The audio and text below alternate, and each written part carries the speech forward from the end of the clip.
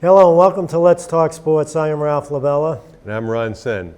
And if you're a New York fan, you're probably pretty morose these days after the Yankees, and even worse, the New York Jets, who go from riches and upset victory over the Cowboys to a did not show for their match against the Patriots last night. Almost incredible. In the wake of the Astros triumph, their assistant general manager, Brandon Taubman, apparently screamed at a female reporter, glad we got bleeping Roberto Osuna. And Osuna is the Astros closer and was on a domestic violence charge. So why this guy who's an assistant general manager, married with kids, decided to take it out on the woman reporter, I don't know, but I got a feeling it's going to be a little bit lighter when this is done. That was after the sixth game? Yeah. So I don't know what he's thinking about. No. So I don't think the Yankees played badly. I mean, they played with a lot of heart. LeMahieu had a game-tying home run, great play, and What happened is what I said was going to happen. I said, well, before the season ended, we both agreed Houston was going to win it. Because the Yankees, they don't have any clutch players. You go right down that lineup, and I know I said, I've been watching them all year. I said, Boone's got to make a move. If I was managing that team, Sanchez would have not been starting. Romine would have been starting at catcher. Makes more contact, comes through in key situations. Sanchez, you knew he was in a slump at the end of the year. He was going to do nothing in the playoffs. That's just what happened. And Stanton, too. I would have been Stanton right from the beginning, even though he said he got hurt and didn't play. Judge hit some, but he's not a winner, Ron. I just don't know if he's hurt. He's got such a big body. I don't know if he's. No, LeMahieu, he's the winner in that team, in Gardner. Yeah. You can count on both of them to come through in key situations. I mean, look at the last game they lost. Gregorius goes 2 for 4. His 2 outs were with bases loaded. Twice he gets up with bases loaded, hits a little ground ball, goes after the first pitch that's down low. I mean, curveball that broke down low. Is he a free agent? I don't think so. I'm not sure. But, he's not clutch. I mean, Stanton, forget about it. Right, I know how you feel about him. I can't stand him, especially after last year, and he showed his colors in this series. Then he said he got hurt and he didn't play. I think Peter Abraham had an article on Jacoby Ellsbury. Ellsbury's still collecting from the Yankees. He hasn't been on the field in 2 years. He's all done, isn't he, this year? No, he's got 1 more year left. So, that was just a bad deal. And I presume he was on some performance-enhancing drug. Doesn't mean he was, but his statistics got crazy good. And then since he got his paycheck, he just stopped playing. Yeah. He was hurt. He was kind of an injury-prone guy. You want to know why football players get paid big money? Was one play in the game last night that illustrated that. Darnold threw the ball out in the flat to Le'Veon Bell, and Hightower practically sent him to the morgue. I don't think that must feel pretty much like being in a car accident, what happened to him on that play. Perfect timing, too. Hightower's having a great year. Right. 2 years ago, we thought he was all done. Yeah, did he even come back in the game after that play? I don't even know. I'm not sure. But I guess we should talk a little bit about the Tom Brady green screen incident. He's in a new Netflix comedy, Living with Yourself, which is really I don't want to be spoiler alert on it. It has nothing to do with any kind of sleazy motels or sleazy shops.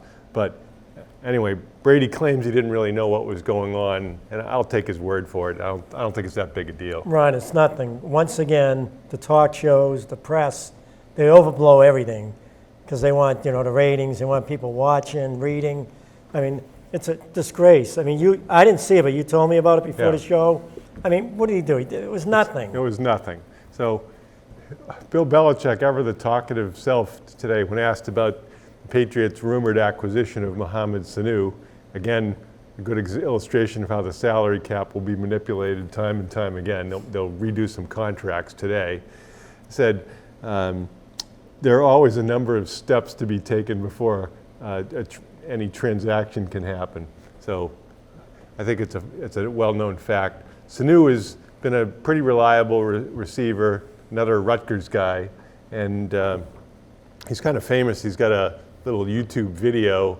If he's at practice with his little son, Jay, who looks like he's about 2, and they're handing back and forth a water bottle or Gatorade bottle. He says, "Thank you. It's your turn." And it's just so funny, this huge football player and the little boy. It's a good pickup, though, Ron. Yeah, oh no, he can play. He's a good number 2 receiver. He's kind of reminds me of Brandon LaFell. Big body, gets open, catches He likes to go over the middle. Yeah. You know, he's basically a slot receiver. So what they may do is move Edelman to the outside, Possible. or keep both of them in the slot. You know, and then when Gordon comes back, you know, and one of the other ends, Well, if Dorsett scored a touchdown, another touchdown yesterday. I saw a pretty interesting article about Adam Gase, the New York head coach. And Gase is probably most famous for getting Peyton Manning's coffee. Gase has coached in 55 games, I believe. He's won 24, so he's 24-31 as a head coach, and he's lost 24 of the games by double-digit figures. So he's been anything but stellar. He inherits a weak program, I get that, but you know the Jets and their fans thought they'd turn the corner because they beat Dallas, and Dallas is another team that's wildly inconsistent. Yeah, they played big this past week against Philly. They had a real good game. But, you know, you look at all the coaches, all the so-called great coaches when they go up against the Patriots, you know, and they lose like the Jets lost. They're not going to have a good year now. Well, and to make it even worse, the Patriots were trolling the Jets at the end. They're going to punt, and first they take a delay of the game so the clock keeps running. And then they commit another penalty intentionally to keep the clock running again. So Belichick, he's chuckling on the sideline, talking to the I don't ref. think the coach knew, the Jets knew, that the clock would run if you decline No, it. right. They should have just taken it right off the bat. Right, and Belichick sort of said, you know, they'll probably have to clean this rule up because there's no way you should be allowed to keep the clock running. He could have did that 7 different times, I heard, Belichick, if he wanted to. Anyway, there's another coach who I consider in the same fraud class as Gase, and that's John Gruden. Now, he's coaching the Oakland. Anybody who watched Oakland Green Bay, Aaron Rodgers passed for 429 yards, 5 touchdowns, and the receivers were so wide open, the defensive backs were barely in the picture. In fact, Oakland traded their number 1 draft choice, Conley, who wasn't anywhere close to receivers. They got a 3rd-round pick back for trading their number 1 pick. They're probably lucky to get that. Their offense looked pretty good, though, against Green Bay. That wasn't a bad game. No. They had a couple of tough breaks. That should have been a lot closer. Right. Well, Green Bay, it seems, they got all the calls again from the officials. But, I mean, the biggest thing was their defensive backfield was just horrible. It is what it is. Now,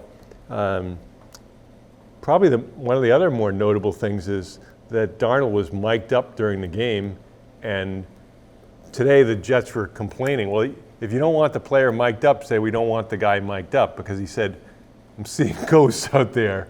So it was like the They're sixth supposed sense. to cut that, and they didn't cut it. Right, so that could be one of the defining early moments of Darnold's career, because, I mean, I can't wait till it's Halloween and all the Jets fans are wearing ghost costumes to the game. You look at the rest of the country, you look at the press.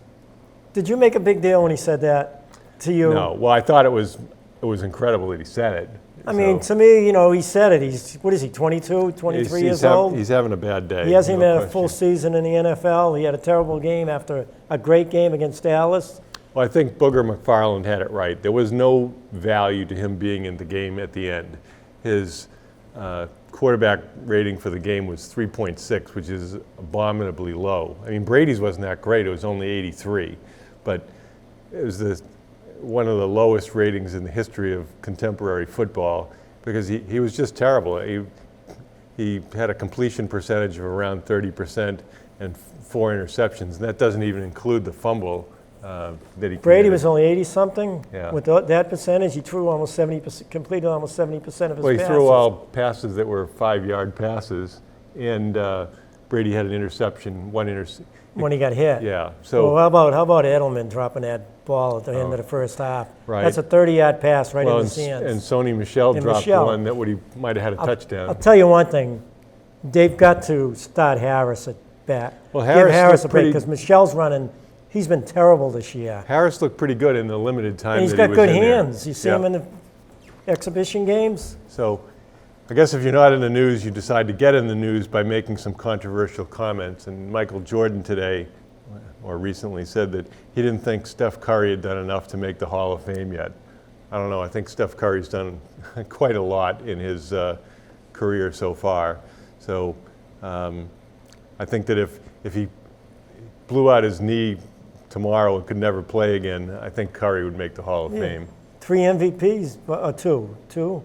I think it's two. He's won 3 championships. Right, and he's been really his outside shooting has revolutionized the game.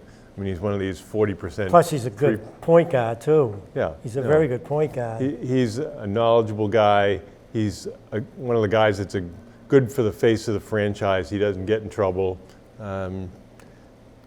Can't say too much negative about Curry. They did announce today that Klay Thompson was going to sit out the whole year, and I'm not surprised by that because they've shown recently studies that if you come back sooner from an ACL injury, then you're more likely to re-injure it. Yeah, he injured it at the end of the year, too. Right. So, yeah. So Porzingis, who I think is on Dallas now, he took about a year and a half to be coming back. So I think it's something that we're going to see more.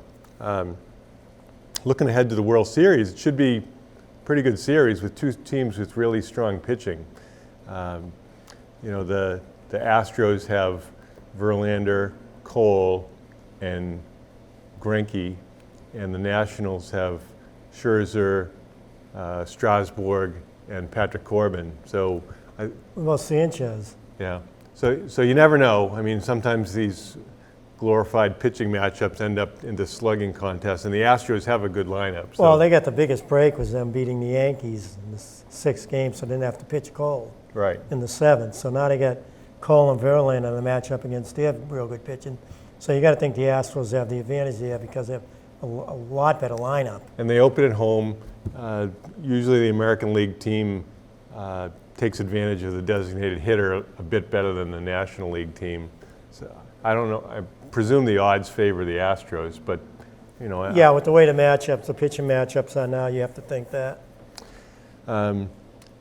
As far as contracts, there were some major contract extensions signed in the NBA. Biggest one of the rookie contract extensions is Jaylen Brown, who with incentives can make, hope you're sitting down, $115 million for 4 years. What's the incentives? Some of the incentives are like he has to be MVP. Oh, really? Or, So it's not $29 million a year is not guaranteed? No, it's more like 100 and I think it's 100 that's guaranteed. Might be a little bit more, but some of the incentives are going to be tough to reach. Make the All-Star team, MVP, that kind of stuff. Oh, that's good then. Yeah. That's a good contract. Right. It gives him incentive to do more. It sounds like he doesn't. I mean, people were saying that if the Celtics didn't go higher, apparently their first offer was 4 years for $80 million, and Brown just said, "I know I can get more than that." So they're guaranteeing him $25 million a year then. Yeah. So, that's must be nice. No, but you have to do that, Ron. I mean, look at Rozier gets $19 million. Right, and Rozier's not great. No, and Brown's a lot better than him. And Brown has that potential too. He's still younger than. Right. Buddy Hield, I think he's on Sacramento, has $106 million again with incentives.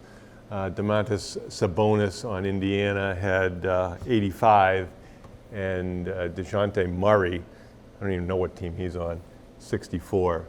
I want to say Denver, but it might not be. There he is. Oh, is it? Yeah. Anyway, but that's the value of money in sports these days. So if you can say, it's fine to say, well, you shouldn't pay him that, but the next team will pay him that. So and it's not like the teams can't afford to pay. Well, next year Tatum's going to get the same contract. Pretty much. He's going to get the exact same, and you just have to hope as a Celtic fan, you have to give them the money.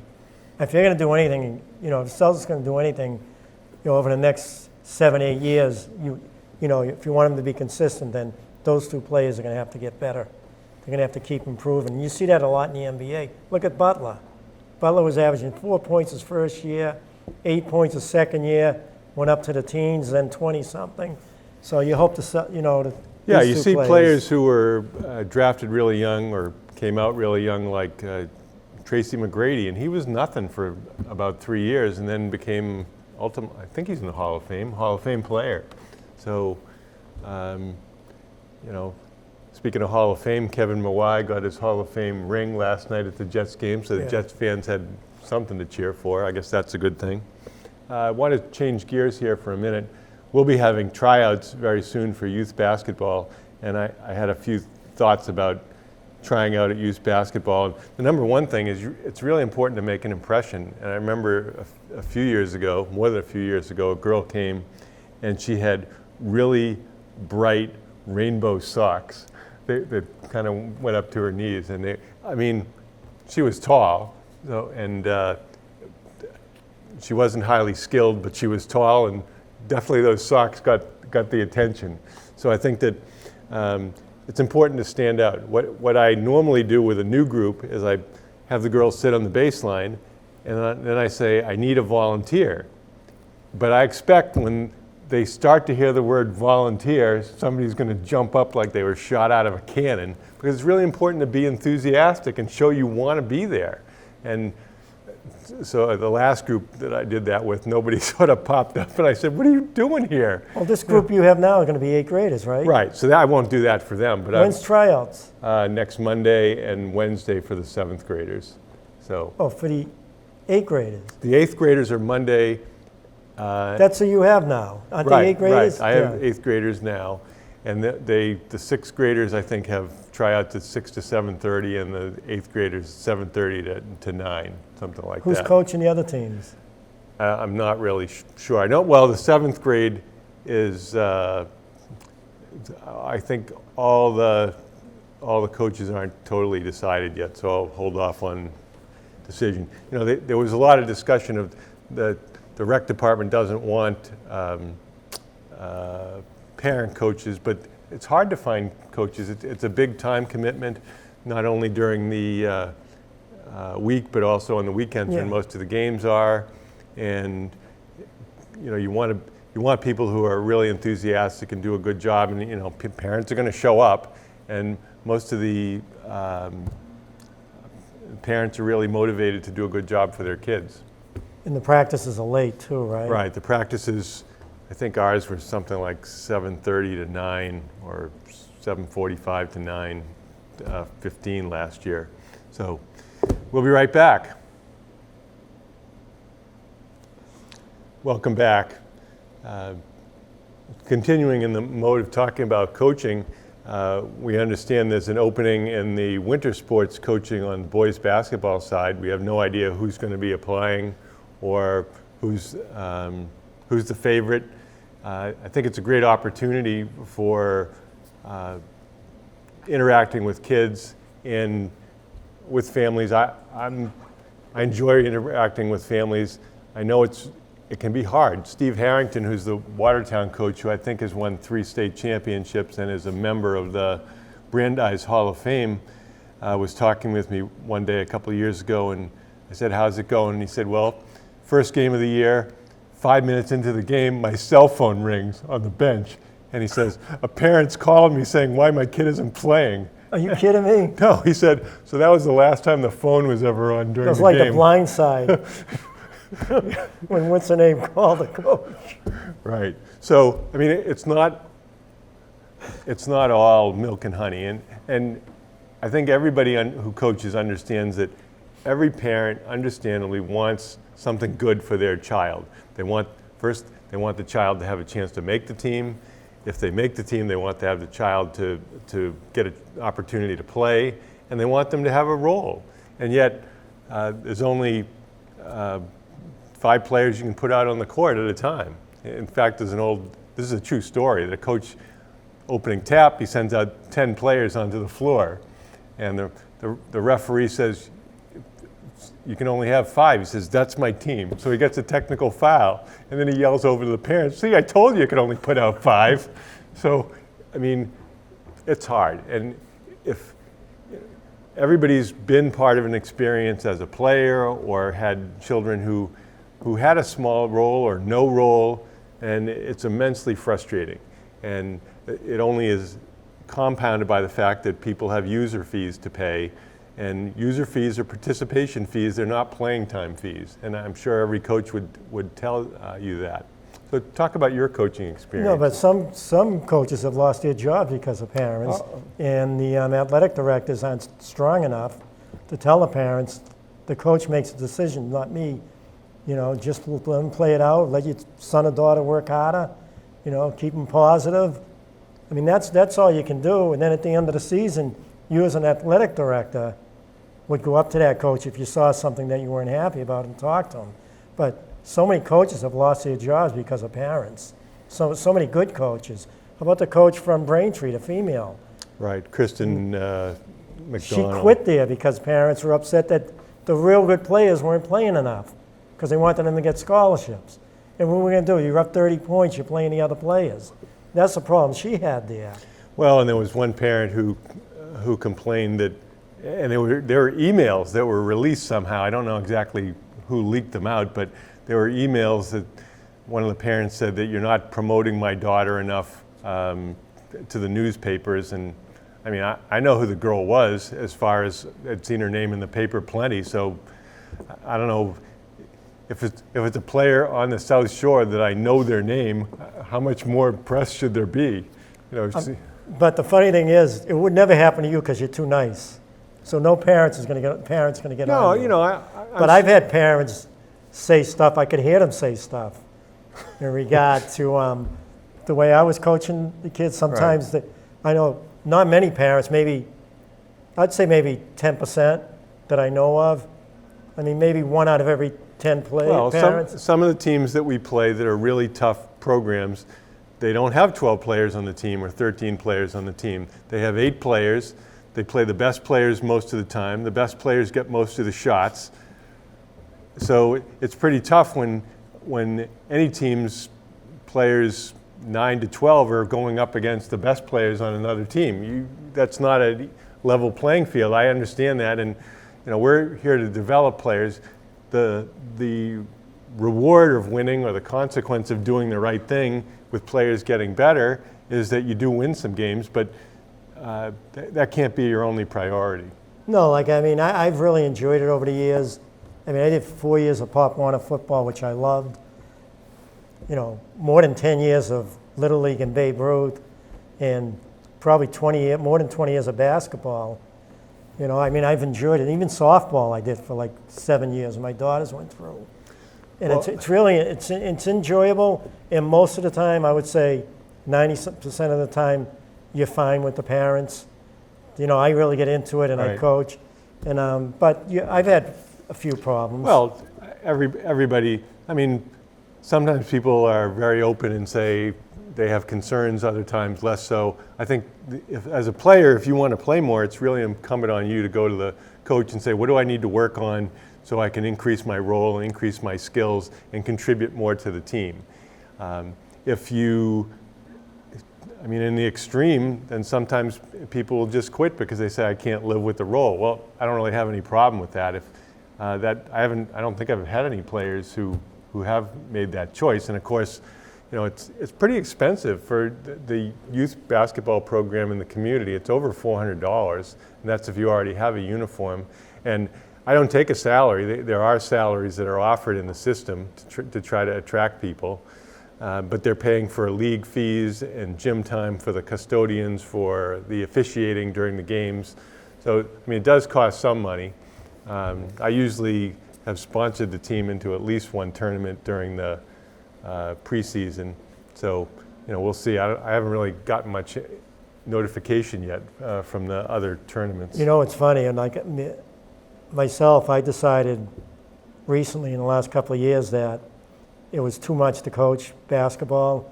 If the practices were earlier, I would have stayed with it, but 2 nights a week to get home, sometimes 9:30, 10 o'clock, and then you're working all day.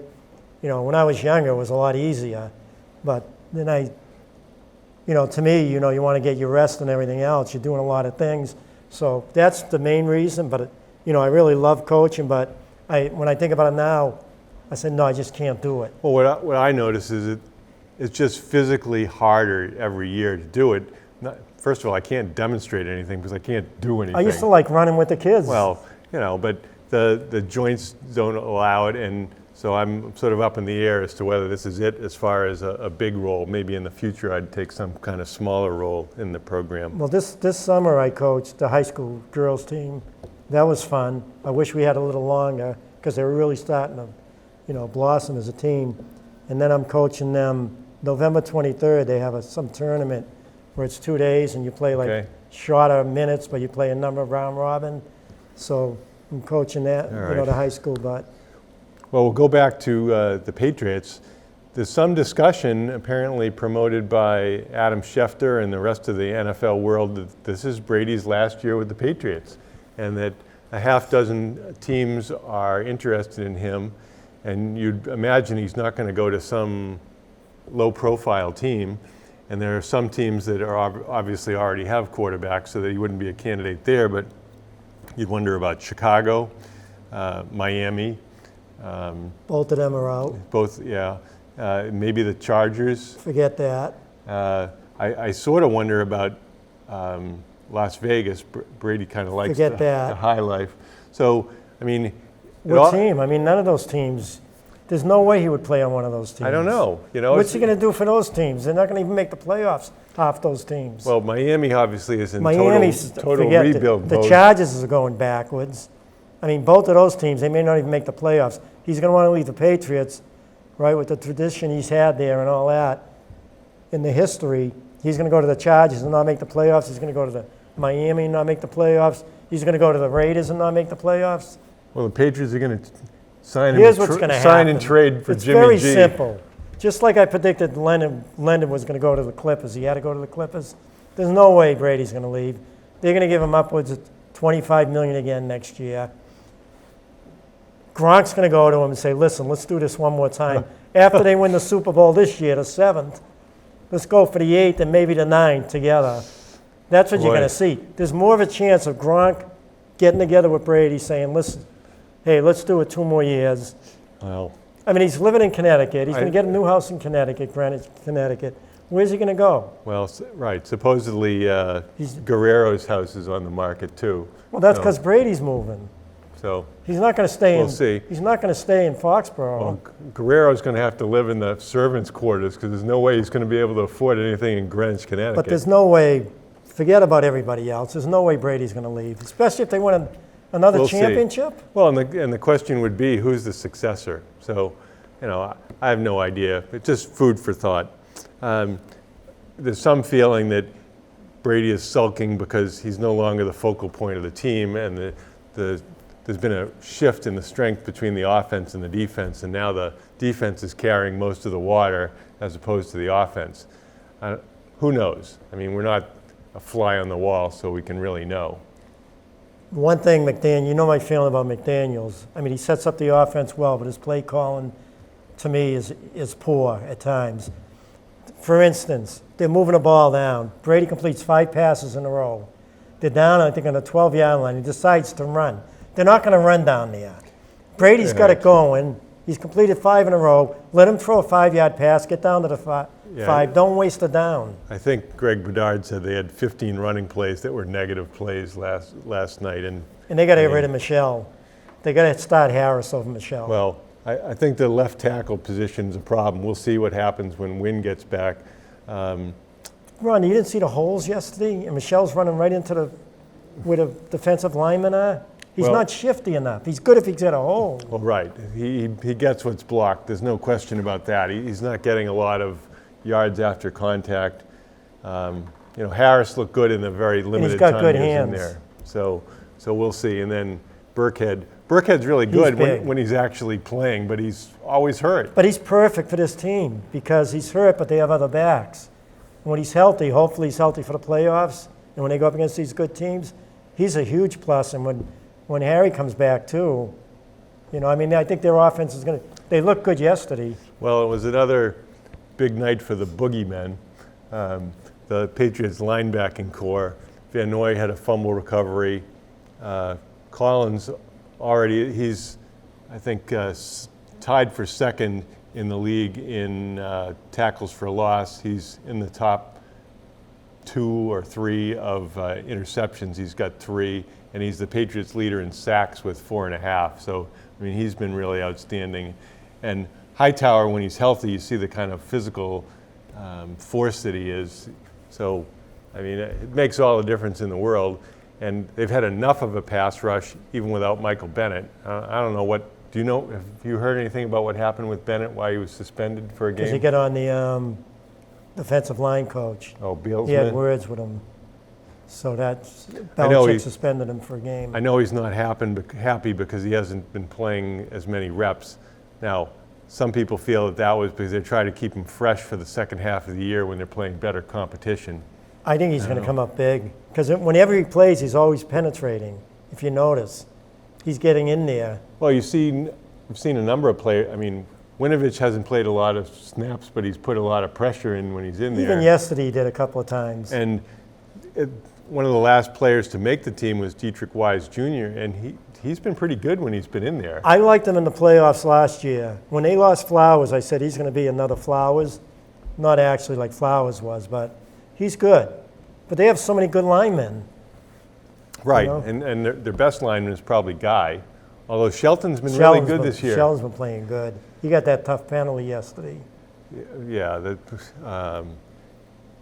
well, we could get back to the officiating. Flowers in the, I think it was a Thursday night game last week, got 2 hands to the face calls that weren't hands to the face. He just got his hands right up under the pads, and the NFL admitted that their calls were wrong. Oh, getting back to officiating, I'm just going to skip back to the Yankees 6th game of the Yankees. Okay. That home plate umpire is the worst umpire I've ever seen. Did you see the game? I saw parts of it. You would not believe it.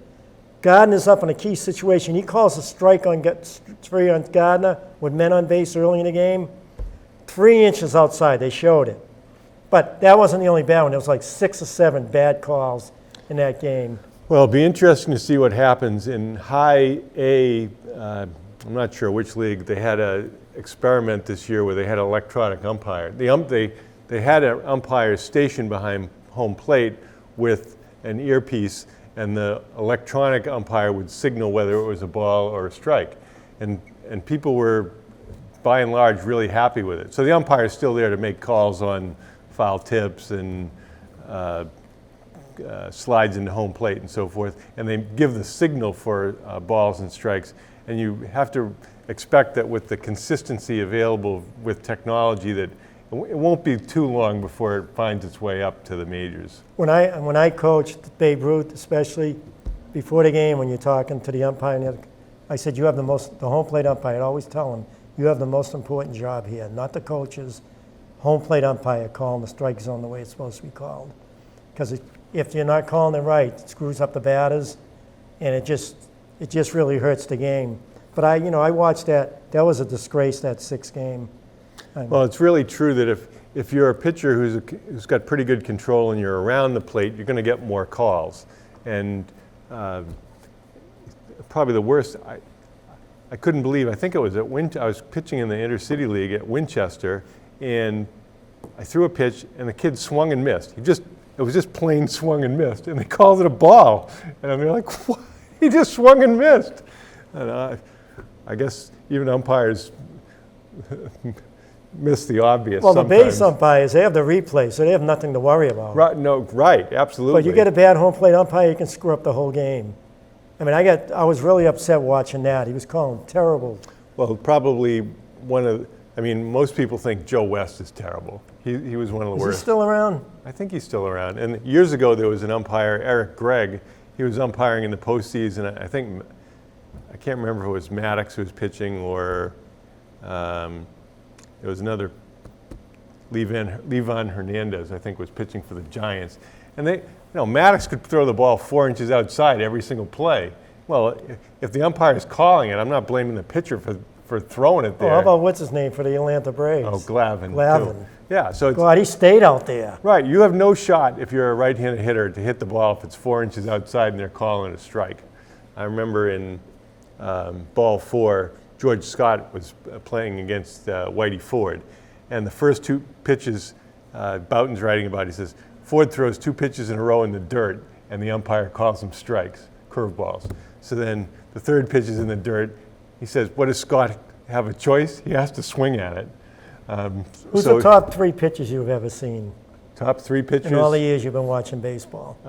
Sandy Koufax would be one. Yeah, he'd be my number 1. Yeah. Bob Gibson is number 2. And probably, well, I like this guy a lot. Jim Palmer was number 3. I would say Martinez was 3. But I was right on. Pedro Martinez. You're right on, though, with Koufax and Gibson. They're 1 and 2. Well, and Gibson, he was Mean. he was mean, right? It's like, same You as get close to that Drysdale. plate, forget about it. Drysdale supposedly, I think it was Walter Alston, came out to him on the mound and said, I want you to intentionally walk this guy. So he says, okay. So the next pitch, he just hits him. And he says, well, I'm not going to waste 3 pitches. So, I mean, but Gibson was a big, tough guy. He looked so good in the mound, though, didn't he? Yeah. Out of all the pitchers I've ever seen, he was so intimidating. He looked so, looking in at the strike zone, big, Yeah. strong guy, Right. came in hard. He They had were- a heavy fastball. There was ferocity. And then, I can't remember what year, I want to say 83, but it might not be, when Eckersley had won the Cy Young, I think he pitched something like 64 innings. He gave up 3 walks in 64 innings. He had more wins than he gave up walks. And it was just, he was totally unhittable. Although, was it Uehara who, when the Red Sox won the World Series, he was basically unhittable in the Yeah. postseason. Sometimes, Lady Luck smiles on you so that you can do no wrong. Who are the 3 top quarterbacks you've ever seen? We'll get to that in the next segment. We'll be right back. Welcome back. Continuing on, Ralph asked the question, who are the top 3 quarterbacks I've seen?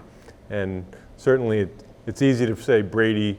We have the anchoring on a local guy, recency bias. But Joe Montana would be number 2. I'm not really up there with Dan Marino as number 3. I think Marino was a great quarterback, but I don't think he was number 3. You're missing one player, one quarterback. Right. Well, So you'd have Brady number 1? Brady 1, Montana 2. People won't statistically agree with me, but I'd say number 3 was Bart Starr. He was phenomenal for Green Bay. Green Bay won championship after championship with Lombardi.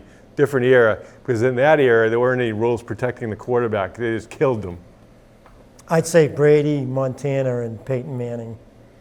Manning only won 2 championships. Yeah, That's Manning's- why I wouldn't put him up. I would have put him up ahead of Montana. Montana had 4, I believe. Yeah. And so he was 4 for 4.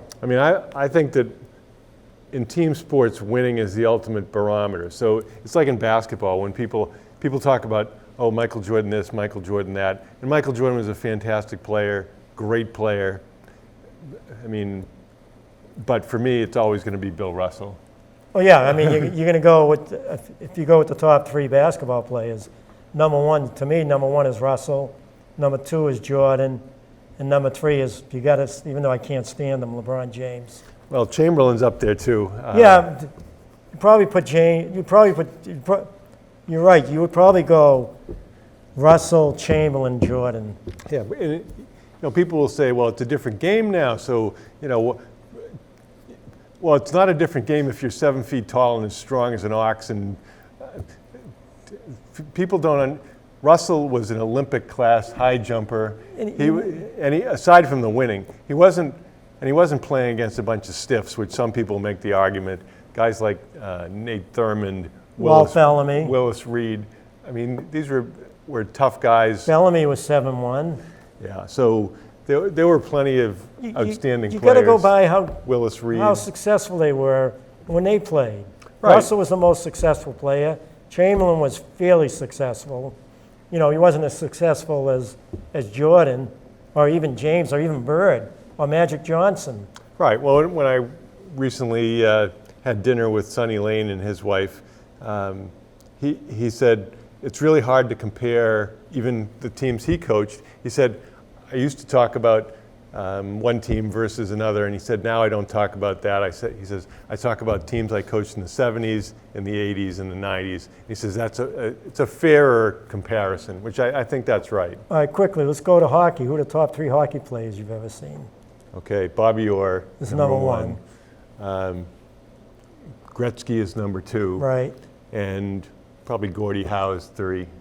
I would have said Lemieux, but you're right. Yeah, you go back, but the stats they had were unbelievable. Or Gretzky and Lemieux. All right, who are the threats to the Patriots this year, realistically? In the AFC? In the AFC. Now, people are talking about Pat Mahomes coming back really quickly. He had a dislocated kneecap. I don't think he's coming back in a week or two. This is a more substantial injury. See, right. I mean, if he comes back healthy. Right. But, you know, you're looking at, these are the teams that can beat the Patriots. Right. You need to have a team with a quarterback. That's the first thing.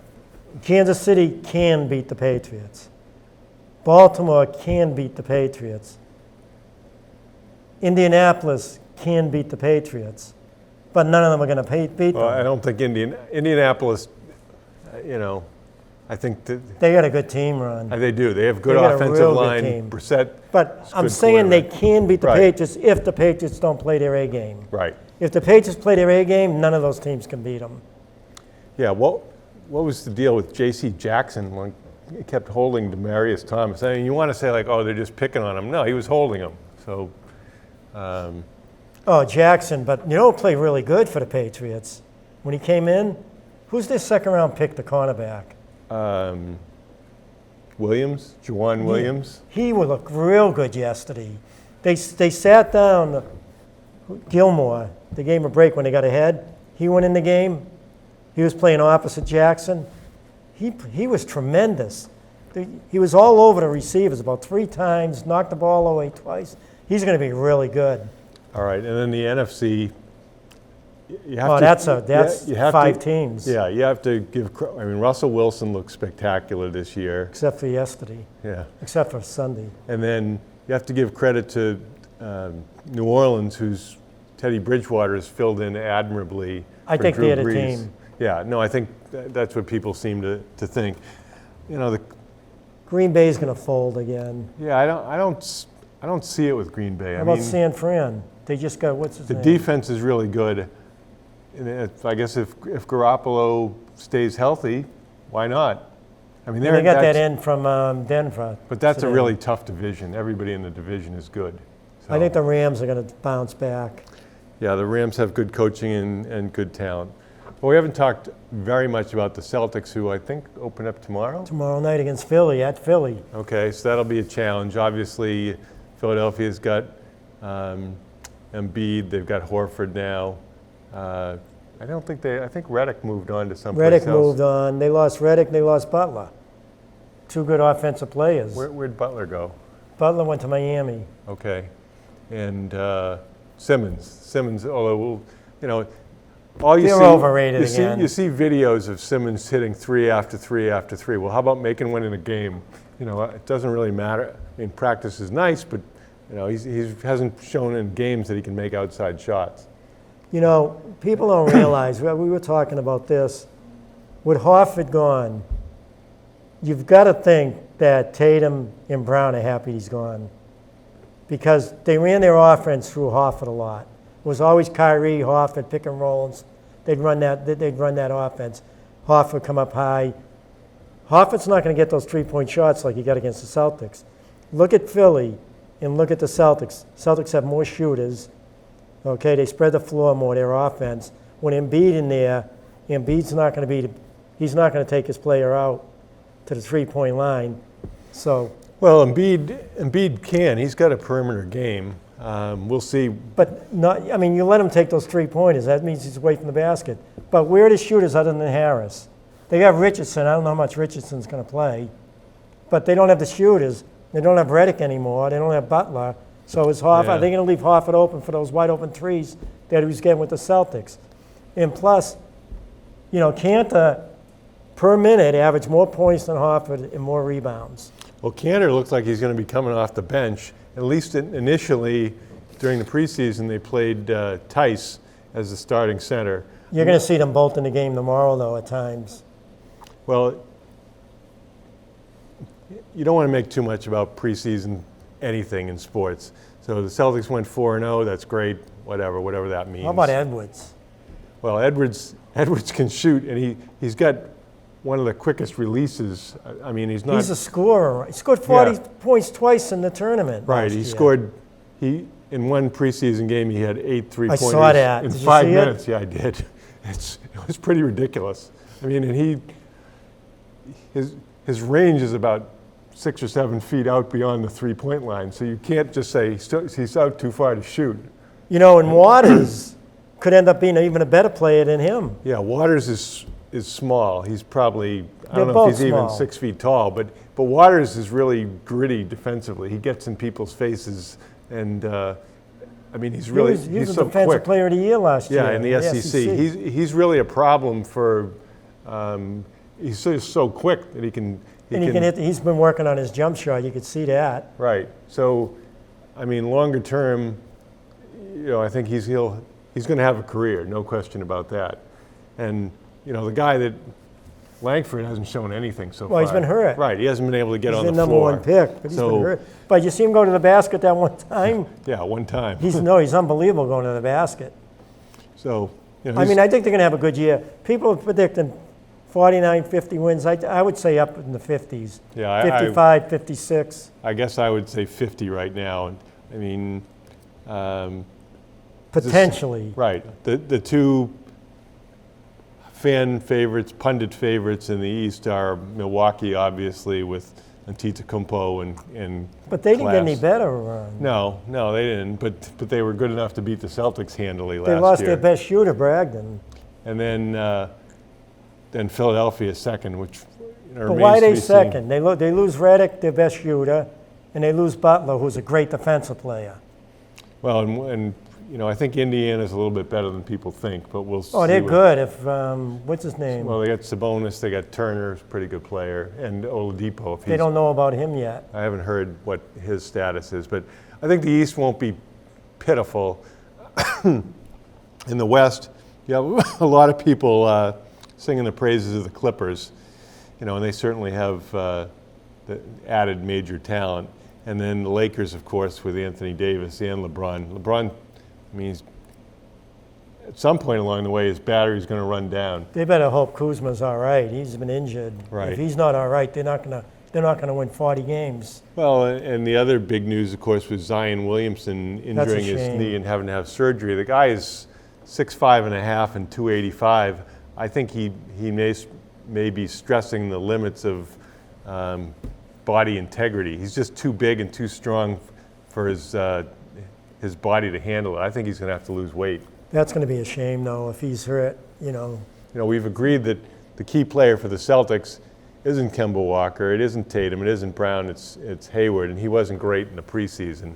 Again, small sample size, but career-wise, he's only about a 30% three-point shooter, and when you're relying so much on the three-point game, you're really looking for guys to get up around 40. Edwards was, I think, 43% during preseason, and But he was in the upper 30s, though. he looks like a shooting machine. Yeah, no, so. But you got to look at what's the difference between the Celtics and Utah? There's a huge difference him playing with the Celtics. He can't be the player he was with Utah because in Utah he handled the ball all the time. Right. With the Celtics, you got Brown and Tatum that want to handle the ball, and you got Walker. Well, I would say the big improvement in Brown's games, he seems to be able to handle the ball better. When taking to the ball to the hoop, he used to lose it all the time. Now, much less so. Now, he doesn't really have to worry about his stats. He's got his money. And I think Kemba Walker, during preseason, he didn't seem worried at all about his stats. So, Well, they have the offense, that's for sure. right. I mean, who has 4 better players on offense than them? And then when Cantor's in the game, Cantor, his low post games, if it's one-on-one, he's almost impossible to stop. You know, and then Tice coming in, he can play out, in or out, and he's always active. I think they're going to be, I don't think they're going to, I mean, in Horford's defense, they're going to miss his defense. But their offense, they're going to be better because, again, Brown, Tatum, and Hayward will be handling the ball All right. more. So Ralph says mid-50s. I'll say 50. Hope they win more than that. But I think they'll be a lot more fun to watch this year than last year. Won't be all Kyrie going one-on-one. Talk a little bit about high school. The football team remains undefeated, ranked somewhere around the top 10 or so. 8th, I think. Okay. And they've been just blowing people out with the exception of Stoneham. A big win against Burlington last week. You know who they're playing next? No. Watertown. All right. Well, I think Wakefield just beat Watertown. So Yeah, they'll kill Watertown, and then they'll kill Wakefield. So. I mean, the playoffs are going to be huge. There's some good teams in their division. Revere's got a pretty good team this year. Right. And Marblehead. Revere, Marblehead, and North Reading, I think, are all have strong programs. So we'll see how that goes. Volleyball team plays tomorrow night against Burlington, looking to avenge a previous defeat over at Burlington. Volleyball's 15-2. I think the last ratings I saw, maxpreps.com, which uses computer rankings, had them ranked 13th in the state. And Burlington's a tough team. If Melrose wins, they'll get a share of the Freedom Division title. With who? With Burlington. And So Burlington hasn't lost yet in the Freedom Division? right. Both teams have lost to Winchester. Winchester's undefeated. Winchester's ranked variously 2 or 3 in a variety of polls. And They're lucky Winchester went up to Division 1. yeah, Winchester's really put together a strong program with John Freeman as a coach. And they did, when they started the program, they brought in college coaches. They did it the right way. And, obviously the other thing is that most of the teams that are really strong have players that are playing multi-season volleyball. And I presume that these players on Winchester that are so good are playing. Did you see that? The Winchester's setter, Dasha Smolina, is phenomenal. She can hit. She's a brilliant setter. She's got a terrific serve. I mean, she's definitely going to be playing for somebody next year. And they have a lot of other complementary players that are very, very strong. So they may win it this year, huh? They have a chance. They beat Barnstable 3-1 And earlier then in the they beat season. Andover 3. Andover's not as good. Yeah, though. Andover's a little down Reading right beat now. them 3-0. Yeah. Andover. But the other team to watch in the Middlesex League is Woburn. Woburn's been on a roll. They're 12-4 now. They're Division 1.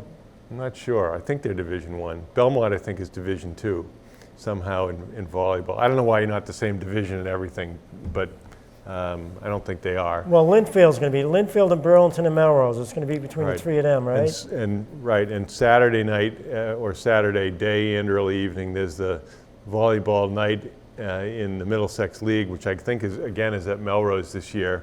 Melrose will be playing Wilmington, but there'll be some other good teams to watch. I encourage anybody who's interested in local volleyball to watch Winchester. They're really outstanding. What's that all about? They're just having a new, almost jamboree format. So they have Before the tournament? right. So they have 6 games. They're all regularly scheduled Middlesex League games, but all the Middlesex League teams, they've got a game going on in the Marcoux Gym, and then a game going on in the Melrose. How many sets is it? Same? Regular, yeah. And how many teams? They have all 12 teams, so they have 6 games. So they have 2 games running at a time, and there's nothing specific scheduled to make the matches more competitive. It is just who it is. So Melrose faces Wilmington. And they're not that good, Wilmington, right? No, but it's a good event. Now, last fall, according to the Globe Scholastic stats, the fall sports teams were 41, 42, and 8. And so far, not counting swimming because I couldn't find a record, the teams are 44, 26, and 7. Seems that some teams that were struggling a bit last year have done better. The girls soccer team is 5-7-1, and field hockey's 3-7-1, so those are improvements. Boys soccer is 4-6-4, so they still have a shot at the tournament. Girls cross country, it looks like they've won the Freedom Division, and golf qualified for the States. They were undefeated in the Freedom Division play. So the high school teams are doing really well. Credit to the players, the families, the coaching staffs, and administration with Steve Fogarty as the athletic director. So I think that there's a lot of good sports to watch locally.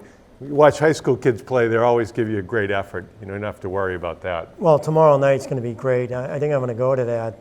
Burlington and Melrose in volleyball. There's nothing like having two very good teams play against each other.